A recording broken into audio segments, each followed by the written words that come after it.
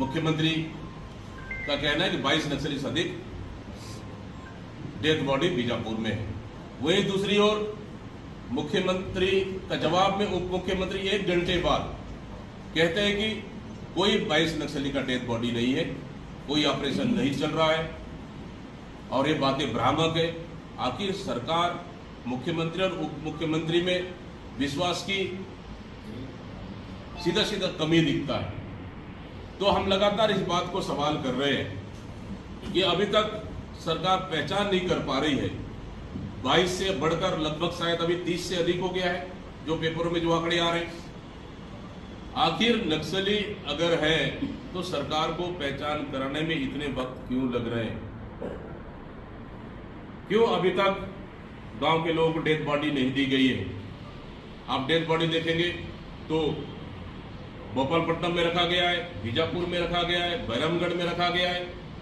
आखिर मामला क्या है? कहीं न कहीं मुख्यमंत्री और उप मुख्यमंत्री का बयान बड़ा संदेह पैदा करता है कि, और आज पता चला कि डीजीपी भी प्रेस कॉन्फ्रेंस करने आ रहे।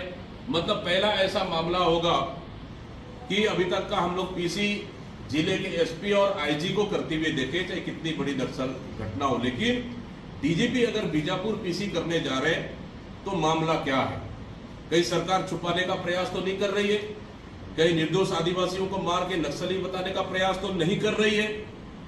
क्यों? क्योंकि ना अंदर से किसी को, जब मतलब अंदर गांव के लोगों को ना किसी बीजापुर में आने दिया जा रहा है, ना बीजापुर के पत्रकार और किसी को अंदर जाने दिया जा रहा है।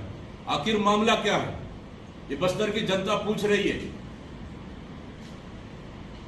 सरकार अगर स्पष्ट नहीं कर पा रही है, उप मुख्यमंत्री को पता नहीं है, जिनका विभाग है गृह मंत्रालय, तो आखिर इतने बड़ी घटना होने के बाद आखिर सरकार क्या छुपाना चाह रही है? सरकार को स्पष्ट करना चाहिए। आज लगभग 1 सप्ताह से ऊपर हो गया है, पूरी बॉडी सड़ रही है, पूरे बॉडी पे कीड़े लग गए लगभग, उसके बाद भी सरकार स्पष्ट नहीं कर पाई है। मतलब